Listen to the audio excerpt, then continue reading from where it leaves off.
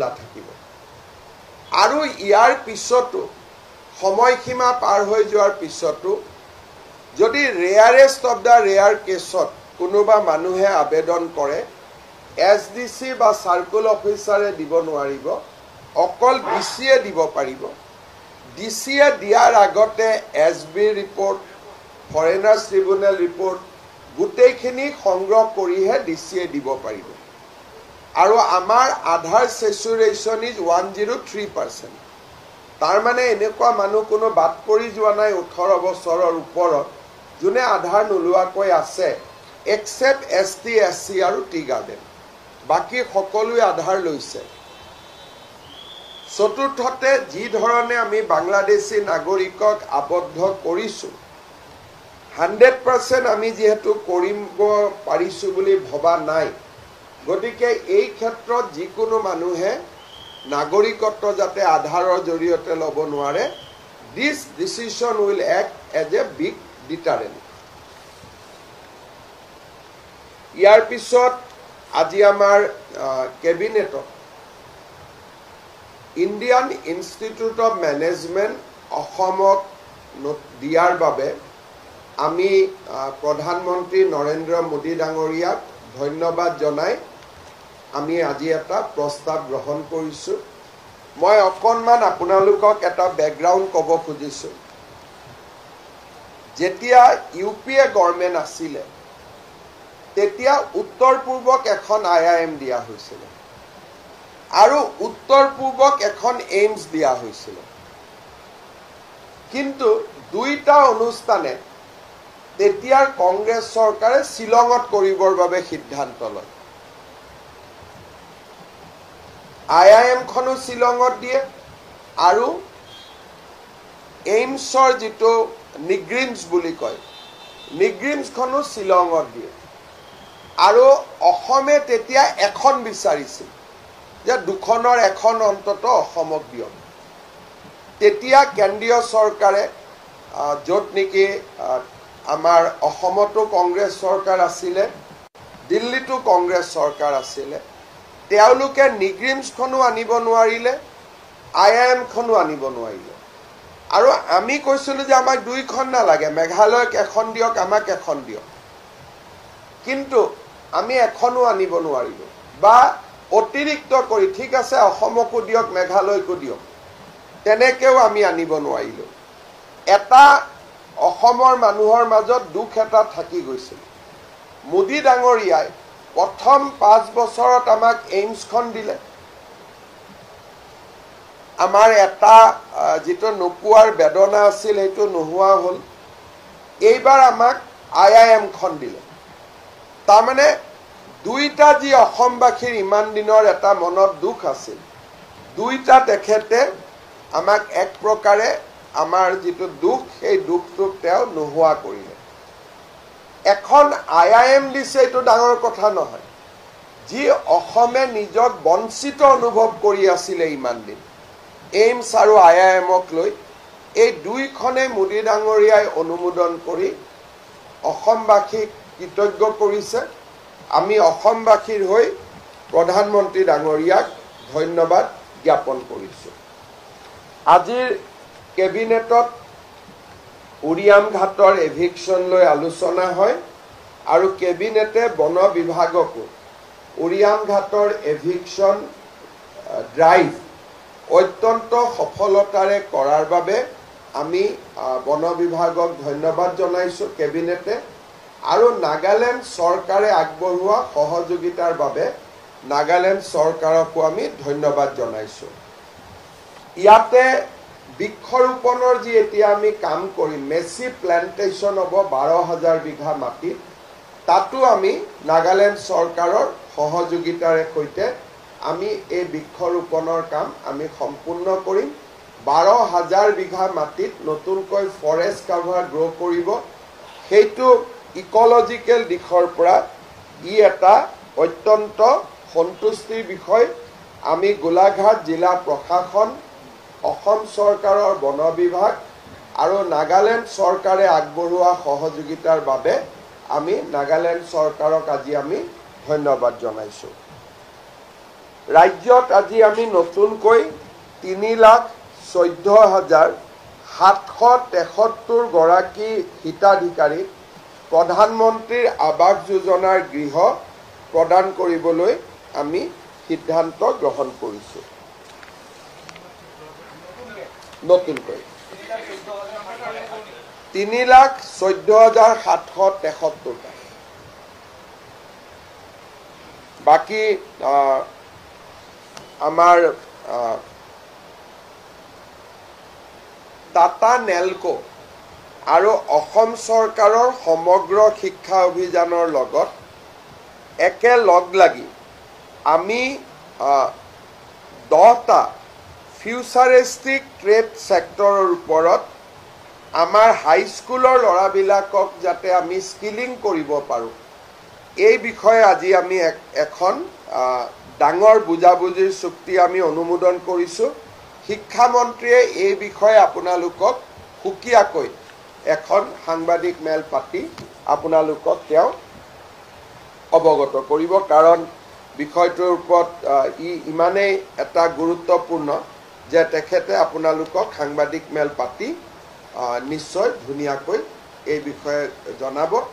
আমাৰ ল'ৰা ছোৱালীক আমি ডিজিটেল ইকনমি, আৰ্টিফিচিয়েল ইণ্টেলিজেন্স গোটেই দিশত এই প্ৰকল্পটোৱে কাম কৰিব। টোটেল 600 ক্ৰ'ৰ্ছৰ প্ৰকল্প হ'ব। 75% টাটা নেলকোৱে দিব, 25% অসম চৰকাৰে আগবঢ়াব। ইয়াৰ ওপৰত তেখেতে আপোনালোকক সুকীয়াকৈ সম্বোধন কৰিব। আজি আমি কেবিনেট আমাৰ 2 বেলা হ'ব, পিছবেলাও এতিয়া আমি আৰু 3 ঘণ্টা বহিম, কিন্তু তাত কোনো সিদ্ধান্ত নহয়। তাত আমি আগন্তুক গৃহমন্ত্ৰী ডাঙৰীয়াৰ ভ্ৰমণ, প্ৰধানমন্ত্ৰী ডাঙৰীয়াৰ ভৱন, ভূপেন হাজৰিকা দেৱৰ জন্ম শতবাৰ্ষিকী এইসমূহ অনুষ্ঠানৰ বিষয়ে আমি আলোচনা কৰিম। তাত কোনো সিদ্ধান্ত নহয়, বেচিকেলি ৰিভিউ হ'ব। আৰু সেইকাৰণে আমি ইয়াতে 6টা বজালৈকে থাকিম আৰু আপোনালোকে থকাৰ প্ৰয়োজন নহ'ব, কাৰণ তাতে কোনো সিদ্ধান্ত বা কেবিনেট নহয়, ফৰ্মেল কেবিনেট ইমানতে সামৰণি পৰিছে।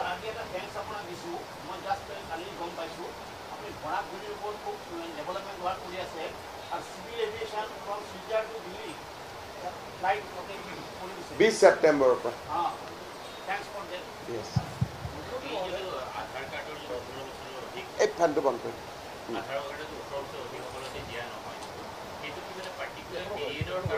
নহয়, একেবাৰে দিয়া নহয়, কাৰণ অসমত আধাৰ সেচুৰেশ্যন 102% মানুহে অলৰেডি লৈ লৈছে। অসমৰ জনসংখ্যাতকৈ 2% বেছি মানুহে আধাৰ লৈছে।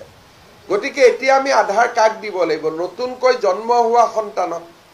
আৰু মেট্ৰিক পৰীক্ষালৈকে আজি যদি মই জন্ম হৈছোঁ, মই হয়তো কিবা কাৰণত আজিয়ে লোৱা নাই, কালি লোৱা নাই, কিন্তু 18 বছৰলৈকেতো আধাৰখন নোলোৱাকৈ থকাৰ কোনো কথা হ'ব নোৱাৰে। গতিকে কোনোবা এডাল্ট পপুলেশ্যনে যদি অসমত আধাৰ ল'ব যত্ন কৰে, তেওঁ স্পষ্টভাৱে নতুনকৈ অহা মানুহে হ'ব লাগিব। সেইকাৰণে আমি অসমত এন্ট্ৰিটো আমি আধাৰ উই আৰ ৰেষ্ট্ৰিক্টিং। 18 বছৰৰ তলৰ সকলোৱে পাব, কাৰণ আজি মোৰ ঘৰত যদি বাচ্চা এটা জন্ম হয় তাকতো আধাৰ দিব লাগিব। আৰু rarest of the rare case, ধৰি ল'লোঁ মোৰ 19 বছৰ হৈছে, মই IIT গুৱাহাটীৰ হোষ্টেলত পঢ়োঁ, মোৰ ঘৰ কৰ্ণাটকত, মই কৰ্ণাটকত আধাৰ ল'ব খোজা নাই, অসমত ল'ব খুজিছোঁ, তেতিয়া অকল DCয়েহে দিব পাৰিব, অফিচে দিব নোৱাৰে, আধাৰ কেন্দ্ৰত দিব নোৱাৰে। DCয়ে কৰ্ণাটকত সুধিব যে এইজন বাসিন্দা হয় নে নহয়, গোটেই ইনকুৱাৰী কৰাৰ পিছত DCয়েহে দিব পাৰিব। ইৰেস্পেক্টিভ অফ ৰিলিজিয়ন, ইয়াত হিন্দু মুছলিম চবৰ কাৰণে, খালি ST SC আৰু টি গাৰ্ডেনত আধাৰ পেনেট্ৰেশ্যন ইজ 96%, তাৰমানে 4% মানুহে তাত আধাৰ ল'ব বাকী আছে। সেইকাৰণে ST SC এণ্ড টি গাৰ্ডেনৰ ক্ষেত্ৰত we are giving 1 year of exemption. আৰু ছেকেণ্ড, আমাৰো যদি কোনোবা মানুহে আধাৰ লোৱা নাই, তেওঁলোকৰ কাৰণেও আমি 1 মাহ সময় দিছোঁ যে এপ্লাই কৰি ল'ম। মুখ্যমন্ত্ৰী মহোদয়, কালি চতিয়াত আপুনি এটা কথা কৈছে যে অসম আৰু অসমীয়া দুইটা লৈ সচেতনৰ কথা কৈছে মানে ৰিয়েলি ইজ কনসাৰ্ন কিমান পৰিমাণে অসম আৰু অসমীয়াৰ প্ৰতি এটা সজাগতা চক বৰ্তমান সময় আমাৰ কাৰণে বহুত এটা সংকটৰ সময় মই আপোনালোকক এটাই কথা আহ্বান জনাম আমি মাটিৰ বিষয়টো আলোচনা কৰিছো যে মাটিৰ বিষয়ে কিমান মাটি কাৰ দখলত আছে আমি আলোচনা কৰিছো কেতিয়াবা আপোনালোকে এই বছৰ মেডিকেলৰ এডমিশন লিষ্টখন চাব যে আমি দেখা পাম যে অসমীয়া মানুহৰ পৰা পাৱাৰটো শিফট হৈ আছে whether it is a soft power or hard power আজি যদি আপোনালোকে দেখে অসমত যদি এই IIM আহিব 500 কোটি টকাৰ কাম হ'ব এই কামত কন্ট্ৰাক্টৰ জনহে অসমীয়া হ'ব ধৰি ললো বাকি গোটেই নিৰ্মাণ শ্ৰমিকৰ এজনো খিলঞ্জিয়া অসমীয়া নাথাকে তাৰমানে ইকনমি ইজ চেঞ্জিং ফাষ্ট যদি অসমত আজি ব্ৰহ্মপুত্ৰৰ ওপৰত এখন ব্ৰিজ হৈছে the entire labour component is shifting মেডিকেলত যদি ৰিজাল্ট চাই জেনাৰেল কাষ্টৰ 30% অসমীয়া লোকৰ মাজত মেডিকেল সিট নাই তাৰ মানে এটো কাকো শত্ৰুত আমি কোৱা কথা নহয় কোনোবাই ভাল কৰিছে আমি ভাল পাম কিন্তু এইটো এটা অসমীয়া মানুহখিনিয়ে চিন্তা কৰাৰ সময় আহিছে যে অসমীয়াৰ হাতৰ পৰা আৰু ফৰ দ্যাট মেটাৰ বৰাকটো ইভেন বেংগলী মানুহখিনিৰ পৰা the power is shifting whether it is a soft power or hard power and এনেকুৱা যদি হৈ থাকে এদিন অসমত অসমীয়া মানুহখিনি will be completely loser হেকানে মই কাকো কাজিয়া কৰিব কোৱা নাই মই পঢ়িব কৈছো মই শ্ৰমৰ প্ৰতি আগবাঢ়ি যাব কৈছো কালি মই সতিয়াত ভাষণ দিওতে কাকো কাজিয়া কৰিব কোৱা নাই যে ধাক্কা মাৰক মই কৈছো ভাল কৰি পঢ়ক মানৱ সম্পদ এটা নিৰ্মাণ কৰক মাটি বাৰী উচ্ছেদ ই এটা কম্পোনেন্ট আৰু এটা কম্পোনেন্ট হৈছে যে যেটো সফট পাৱাৰ বুলি কয় এখন ৰাজ্যৰ যেটো মেজৰিটি কমিউনিটি তেওঁলোকৰ হাতত সফট পাৱাৰটো থাকে কৰ্ণাটকৰ soft power is with the Canadian people Kannada people মহাৰাষ্ট্ৰত soft power is with the Marathi people বেংগলত soft power is with the Bengali people গুজৰাটত soft power is with the Gujarati people but অসমত দা মোষ্ট ক্ৰিটিক্যাল পাৰ্ট হৈছে যে soft পাৱাৰটো transfer হ'ব আৰম্ভ কৰিছে যেটো যে আমি অসমীয়া দ্যাট সফট পাৱাৰ ইজ যে অসমত মাজে মাজে সমুজল ভট্ট ডাঙৰীয়া এটা শব্দ কৈ থাকে অসমীয়াত অসমীয়াৰ প্ৰভুত্ব থাকিব সো লাইনটোলৈ মই এগ্ৰি নকৰো কিন্তু হসা প্ৰভুত্ব মানে কি soft power will be in Euro hand but today medical university cotton university hostel postgraduate the main soft power is no longer with the people of Assam অসমীয়া মানুহৰ হাতত নাই soft power শিক্ষা সাংস্কৃতিক ক্ৰীড়া soft power means everything computer soft power means everything গতিকে মই কালি সতিয়াত অসমীয়া মানুহক আহ্বান জনাইছিলো যে আপোনালোকে মানৱ সম্পদটো নিৰ্মাণ কৰক নহলে কম্পিটিশনত আপোনালোক নাথাকিব আজি ধৰক এই পৰিস্থিতিটো হল তাৰ বাবে ৰাজনৈতিকভাৱে কাক আপুনি আমি পঢ়া শুনা কৰা নাইতো আমাৰ ইয়াত ৰাজনীতি কি আছে কোনোবাই ডক্টৰ পঢ়িবৰ কাৰণে 2 বছৰ মাথা মাৰি পঢ়ি আছে আমি পঢ়া নাই গতিকে ইয়াত ৰাজনীতিৰ কথাটো অহা নাই ডেটৱা যে এটা মানে কি বুলি কয় এটা বৌদ্ধিক আছিল কালি এটো কোনো কাৰো ওপৰত শত্ৰুতামি কৰা স্পিচ নাছিলে অসমীয়া মানুহক মই এটা কি কয় আত্মদৰ্শন কৰোৱাইছিল যে অসমতে আমি মাটিও হেৰুৱাইছো শিক্ষাও হেৰুৱাইছো শিক্ষা যদি হেৰুৱাইছো দুদিন পিছত চাকৰিও হেৰুৱাম নিৰ্মাণ শ্ৰমিক হেৰুৱাইছো গতিকে আমি কেনেকে অসমত আমি কেনেকে অকলখৰীয়া হৈ গৈ আছো অসমীয়া মানুহখিনি কালি মই এটা অকেজনটো যিহেতু ডাঙৰ অকেজন আছিলে আৰু ইয়াত কোনো শত্ৰুতামি নাই, কাৰো প্ৰতি ভেদভাৱ নাই। এজন অসমীয়া হিচাপে মই মোৰ উদ্বেগৰ কথাখিনি শ্বেয়াৰ কৰিছিলোঁ। নহয়, ইয়াত চিফটিং আমাৰতো অসমীয়া মানুহ বুলি ক'লে যিকোনো এখন নিৰ্মাণ শ্ৰমিকত যাওক এটাও অসমীয়া ল'ৰা নাপায়।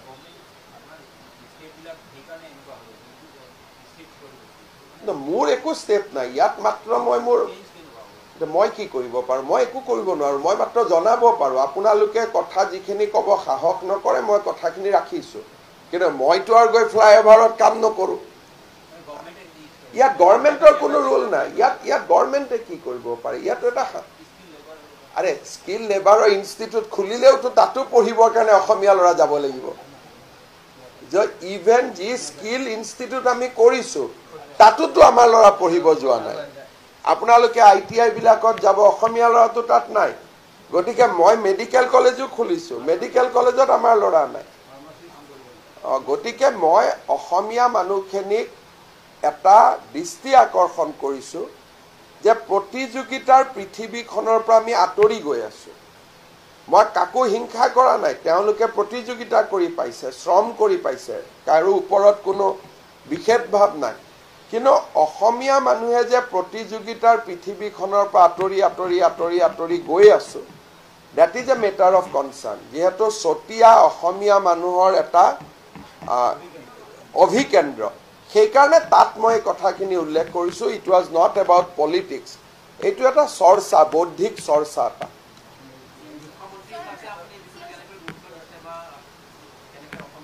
মইনো কি গুৰুত্ব দিম? এইটোতো দেউতাক মাকে গুৰুত্ব দিব লাগে যাতে ল'ৰা ছোৱালীক পঢ়ুৱাব। ইয়াতে সহায় আমিতো কৰিয়ে আছোঁ, নিযুত মইনাৰ পৰা আৰম্ভ কৰি এক্সট্ৰিমত সহায় কৰি আছোঁ।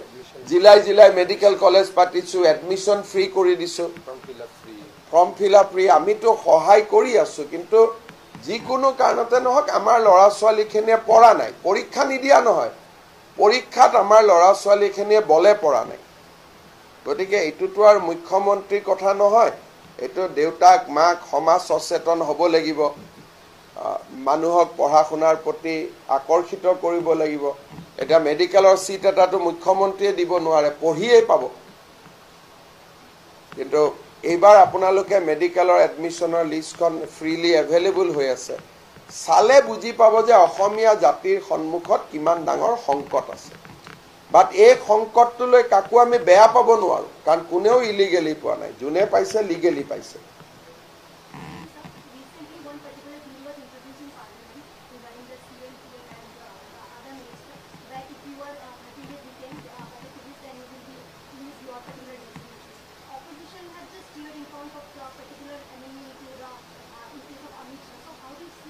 No, actually that law is very clear.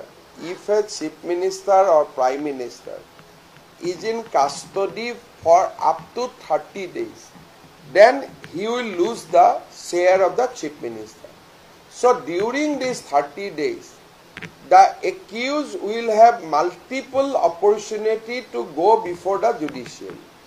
He will have a bail petition, he will go to High Court, he will go to Supreme Court. When his bail will be rejected within that 30 days by all forum of judiciary, then only he will lose the chief ministership. So it is not that somebody will be arrested and he will lose the CMC. He will have still 30 days to go to the different forum. So opposition is interpreted it wrongly, that as if the government in the day will be arrested chief minister and he will lose the CMC. He will not lose it before 30 days. And within 30 days, he will go to lower court, he will go to district court, he will go to high court, he will go to Supreme Court.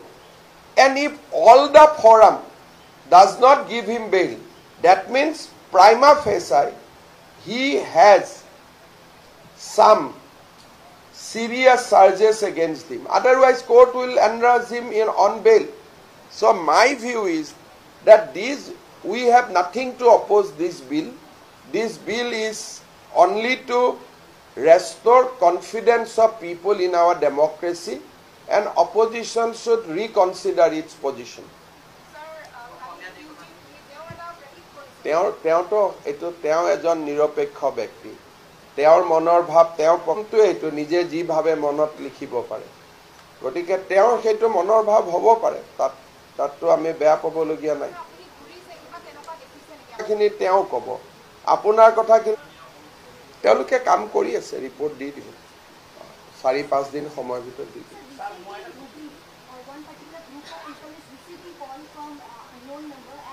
This is a matter of concern. Last time when I have visited Bangladesh, that area falls in the chicken neck coming from Bangladesh.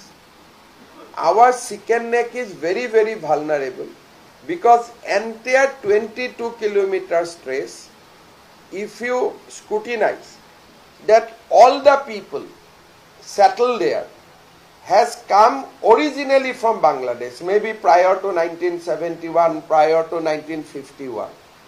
Now these people has become Indian citizen, but now Bangladesh is trying in order to provoke chicken neck.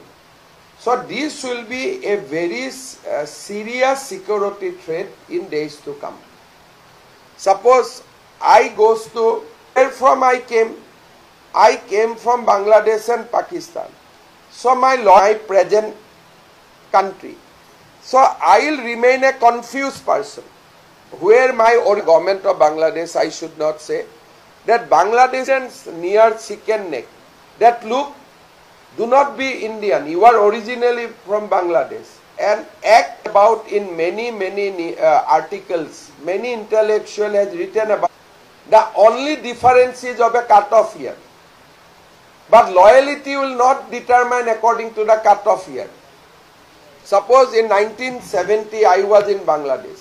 I came to India. I become citizen of India. But my loyalty will be to Bangladesh because I spent my entire childhood there. And my loyalty will also be with India. Now, at the time of war, which way my loyalty will go? At the time of crisis, which way my loyalty will go?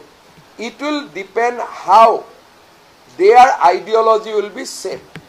Now a group of Bangladeshi organization become very active to shape the ideology of the people of original people of Bangladesh, presently Indian citizen, that look, that is your temporary nation. You be inclined towards us.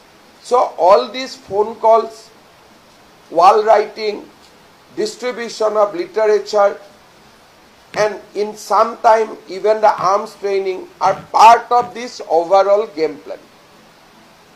Are these penetrated into Assam also? No, this is a common human philosophy. Ejon moi aji golu, moi ejon suppose ohakali moi America gusi golu. Moi citizenship to moi America lolu. কিন্তু মই ভাৰততেটো 40 বছৰ থাকিলো সব ভাৰতৰ প্ৰতিটো মোৰ এতিয়া মই নিজে নাজানো মই ভাৰতীয় নে মই আমেৰিকান যদি মোক ভাৰতৰ পৰা ডেইলি মোটিভেট কৰি থাকে যে তুমি ভাৰতীয় মোৰ মাইন্ডটো ভাৰতীয় হ'ব লিগেলি মই আমেৰিকান হ'ম যেতিয়া দুইখন ষ্টেটৰ কনফ্লিক্ট লাগিব মোৰ লয়ালিটিটো ভাৰতৰ ফালে আহি যাব এটা ভাৰত আৰু আমেৰিকাৰ যুদ্ধ লগাৰ সম্পৰ্ক নাই গতিকে এই কথাটো মই বাদ দিলো মই আহিলো বাংলাদেশৰ পৰা অসমত আছো মোৰ দেউতা মা 14 গোষ্ঠী মোৰ বাংলাদেশত ঘৰ যদি বাংলাদেশী মানুহবিলাকে সদায় মোক লিটাৰেচাৰ দি থাকে ৰেডিঅ'ত বজাই থাকে ব্ৰেইন ওয়াশ কৰি থাকে তেতিয়া মোৰ লয়ালিটিটো আইনগতভাৱে ভাৰত কিন্তু মানসিকভাৱে মোৰ লয়ালিটিটো থাকিব বাংলাদেশত ভাৰত আৰু বাংলাদেশৰ কাজিয়া লাগিলে মই কোনফালে যাম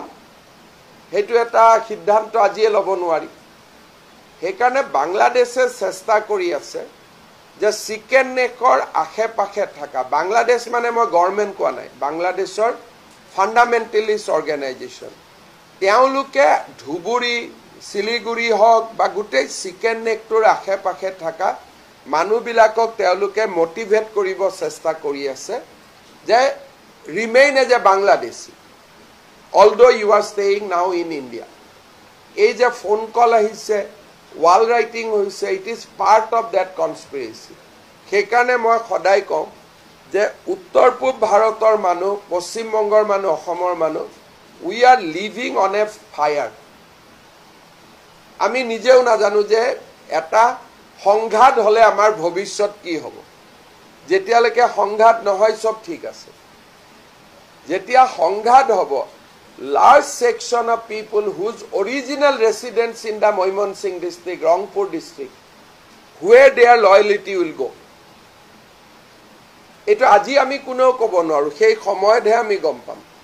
কাৰণ মই বাংলাদেশৰ ৰেডিঅ' শুনি আছো, বাংলাদেশৰ টিভি চাই আছো, বাংলাদেশৰ পৰা মানুহ অহা যোৱা কৰি আছে, কনষ্টেণ্টলি মোৰ মূৰত সোমাই আছে যে তুমি বাংলাদেশৰ অৰিজিন। আৰু মইতো হয়েই। আৰু ভাৰত চৰকাৰেও ৰাস্তা বনাই দিছে, স্কুল বনাই দিছে, ঘৰ বনাই দিছে, মেডিকেলত চিট দিছে, কৰ্ম সংস্থাপন দিছে, আইডেণ্টিটি দিছে।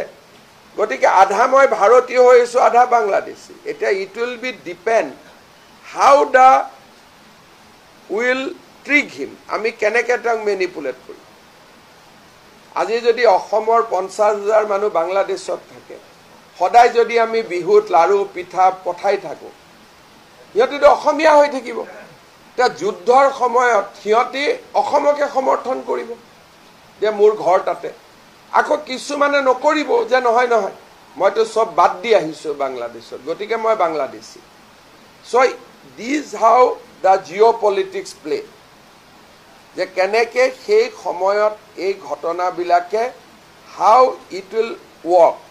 চ' this phone calls are not ordinary phone calls. Coming back to this, these are part of larger conspiracy to weaken the chicken neck of India.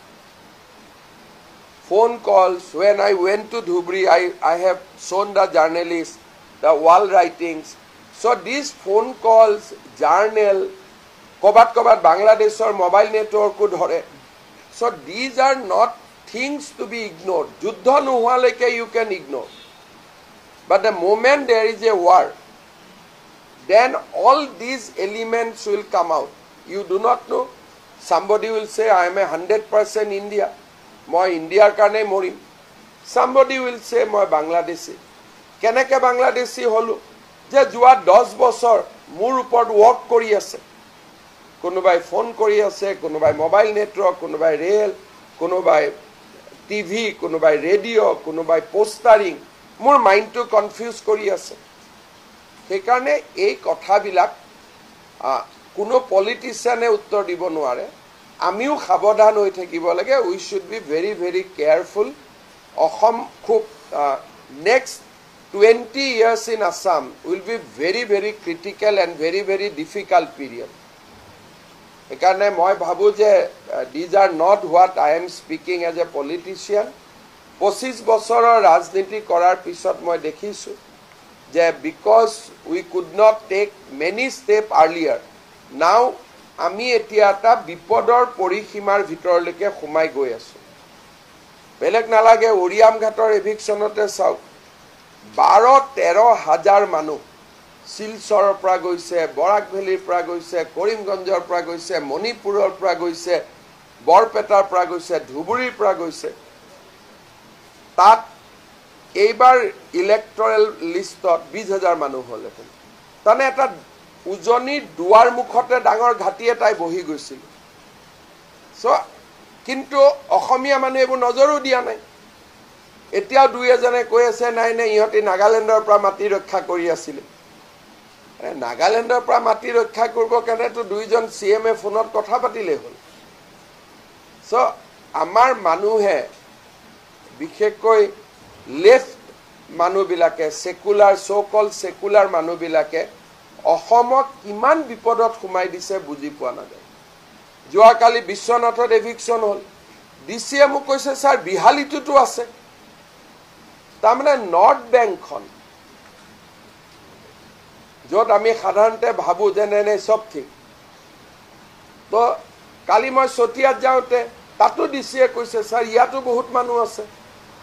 তাৰমানে একোটা জাগাত যেতিয়া বহি লয়, আৰম্ভ ক'ৰ পৰা হ'ল, তেজপুৰৰ কাষত, এইটো কি জেগা, 5 মাইল, 5 মাইলত তেওঁলোকে এটা কেন্দ্ৰ বনাই ল'লে।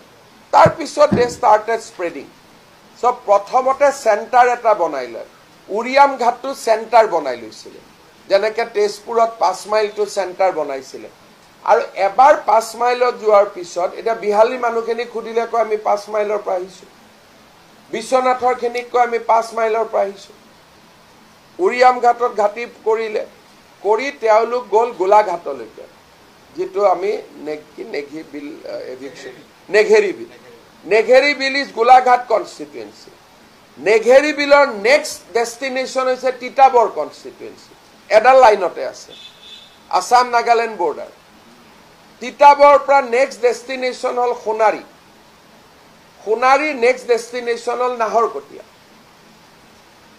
গতিকে এই বস্তুটো লৈ যদি আজি আমি ব্ৰেক কৰি নিদিলোহেঁতেন নাগাটো আহিব 1 কিলোমিটাৰ মাটি কিন্তু এওঁলোক গৈ পালেহেঁতেন সোণাৰীলৈকে যিটো আমাৰ মানুহবিলাকে ৰিয়েলাইজেই কৰিব পৰা নাই সেইকাৰণে কেতিয়াবা মই অশান্ত হৈ থাকো যে আমাৰ মানুহখিনিয়ে বুজিয়ে পোৱা নাই যে আমি কি জাগাত বহি আছো অকল উজনিখনে বাছি আছিলে এতিয়া মই এটা 24ত মাৰ্ঘেৰিটাত যাম গোটেই মাৰ্ঘেৰিটাখনত সোমাই গৈছে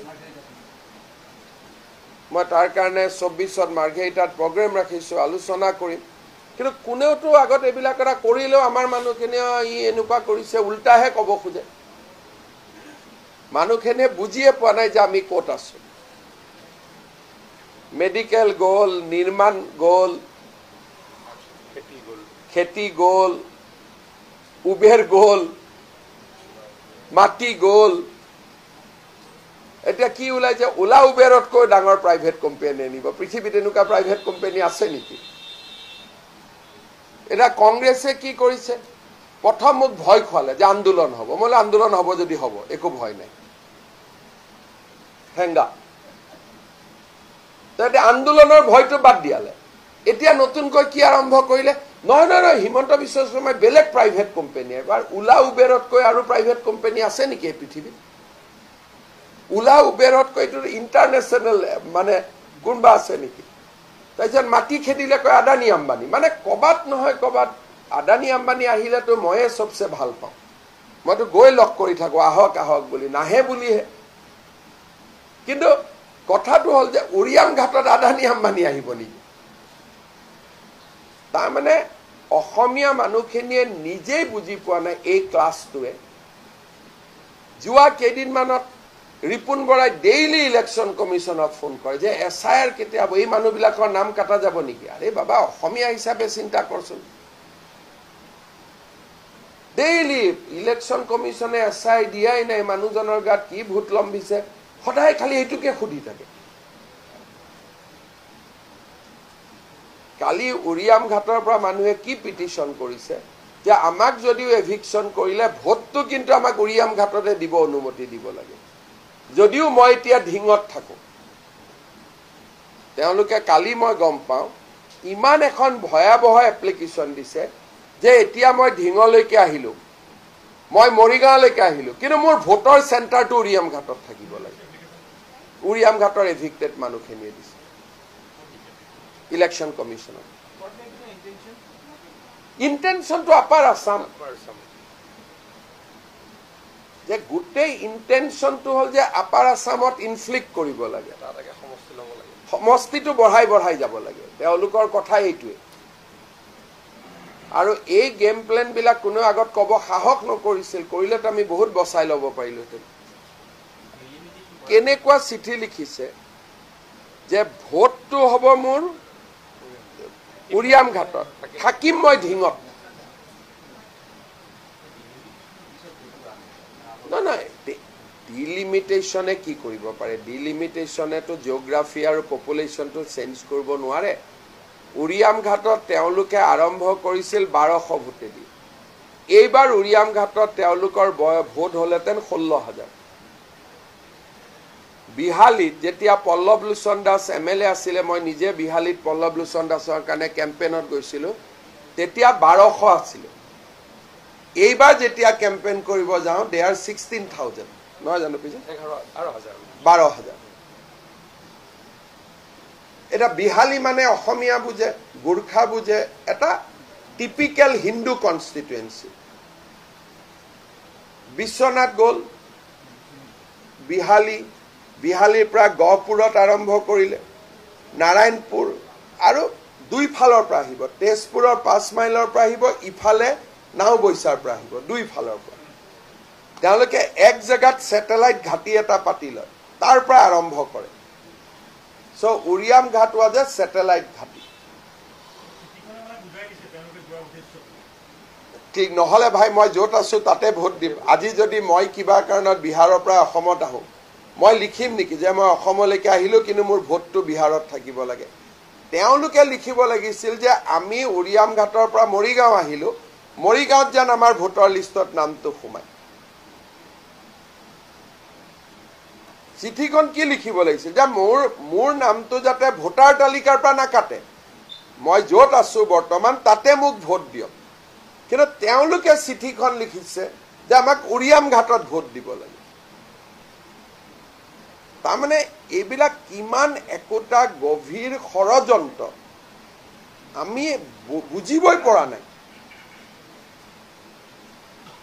কালি আপোনালোকে আমাৰ সিওৰ পৰা চিঠিখন তেওঁ যদি শেয়াৰ কৰিব খোজে মইতো ভিতৰুৱাকৈ শুনিছো অফিচিয়েলিটো এই চিঠি মোৰ তাত নাহে আপোনালোকে ইনকুৱাৰী কৰিব পাৰে আৰু দিল্লীলৈকেও লিখিছে না ভাল নহয় তেওঁলোকৰ এই চিঠিবোৰ কোনে লিখি দিয়ে নহয় কেৰালাৰ পৰা মানুহ আহে মহাৰাষ্ট্ৰৰ পৰা আহে এটি যে এটা বহুত ডাঙৰ নেটৱৰ্ক হয় ইন্টেলেকচুৱেল হয় তেওঁলোকে একদম ক্লিয়াৰলি লিখিছে যে আমি য'তেই নাথাকি কিয় আমাৰ ভোটৰ চেণ্টাৰটো উৰিয়াম ঘাটত হ'ব লাগে তাৰমানে ভ্ৰাম্যমান যেনেকে আলফাৰ চলমান শিবিৰ থাকে তেওঁলোকৰ চলমান ভোট কেন্দ্ৰ হ'ব গতিকে এই লেভেলত অসমত কনস্পিৰেচি চলি আছে আমাৰ মানুহে আন্দাজে কৰিব পৰা নাই আমাৰ বাতৰি কাকতে আকৌ কি লিখে ইমান ভাল আজমলৰ ট্ৰেইনিং চেণ্টাৰ পৰা ইমান লৰা মেডিকেল পাইছে তোৰে চিট খাই আছে আকৌ তয়ে লিখ উল্টা লিখিব লাগে যে আজমলে যদি ইমান ডাঙৰ চেণ্টাৰ কৰিছে আমি কিয় কৰিব নোৱাৰো সাহিত্য সভাই কিয় কৰিব নোৱাৰো আমি লিখিব লাগে সেইটো যে লাচিত খানাই কিয় কৰিব নোৱাৰে সাহিত্য সভাই কিয় কৰিব নোৱাৰে আমি প্ৰতিযোগিতা লগাব লাগে উল্টা আমি এনেকে লিখি দিওঁ যে আমাৰো যাতে ছোৱালীবিলাক আজমলতা ট্ৰেইনিং ল'ব যায় আৰু লাভ জেহাদৰ বলি হয় আমি তেনেকে লিখি দিওঁ কথা বতৰাবিলাক আমি যিখিনি সিহঁতি কৰিব নোৱাৰে সেইখিনি আমি বুজাই বঢ়াই কৰি দিওঁ যেনেকে গুৱাহাটী ইউনিভাৰ্চিটিয়ে চাহ বিস্কুট খোৱালে তাৰ সোৱাদ নাথাকে USTMত খোৱালে তাৰ সোৱাদটো এডিশ্যনেল আহি যায় ধন্যবাদ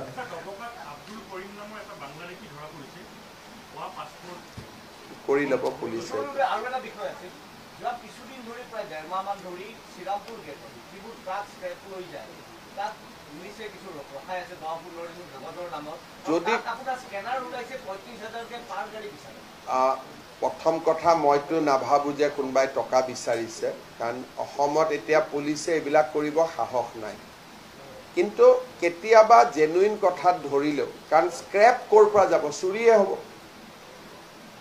অসমৰ পৰা স্ক্ৰেপ কেনেকে যাব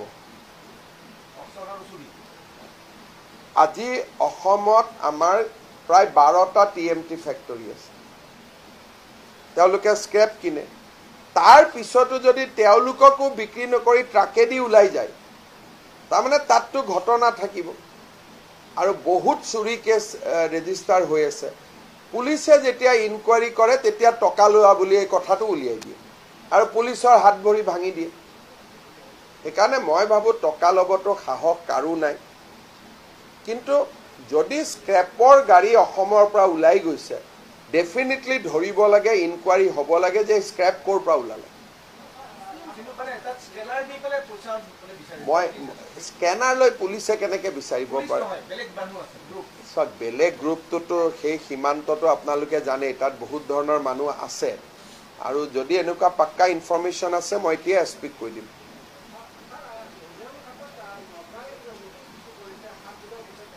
কোনো একো কথা নাই আপোনালোকে নাগালেণ্ড CMৰ অলপ আগতে প্ৰেছ ৰিলিজ চাওক যে আমি অসমৰ লগত একেলগে গছ পুলি ৰুম এই কথাটো সাংবাদিকসকলে আমাক ভয় খুৱাই আছে। মই এইটো কাৰণে কষ্ট পাইছোঁ। নাগালেণ্ড CM-এ 1 ঘণ্টা আগত মোক ফোন কৰিছে যে নাগালেণ্ডৰ ডেপুটি CM-ও আহিব 23 তাৰিখে, চন্দ্ৰপাটেৰো যাব লাগে, একেলগে প্লেণ্টেশ্যন কৰিম আমি। অলপ আগতে তেওঁলোকে অফিচিয়েলি প্ৰেছ ৰিলিজ দিছে। কালিৰ পৰা পেপাৰবিলাকে মোৰ মাথা গৰম কৰি আছে যে নাগালেণ্ডে নটিচ দিছে, ওলাই যাব দিছে। তেতিয়া মই নাগালেণ্ডৰ CM-ক ক'লোঁ যে আমাৰ অসমৰ মিডিয়া এইবোৰ লিখিয়ে থাকিব, আপুনি এটা ষ্টেটমেণ্ট ইছ্যু কৰি দিয়ক। গতিকে এই কথাবোৰ যোনে উলিয়াই থাকে, এই মানুহবিলাকৰ কাৰণে ডুবি গৈছোঁ। কিমান আৰু মই অকলে যুঁজি থাকিম?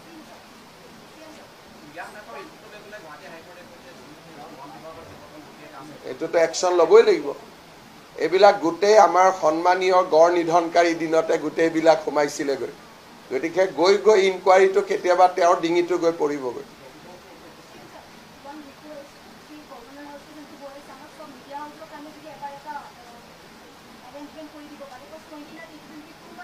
কি বোলো?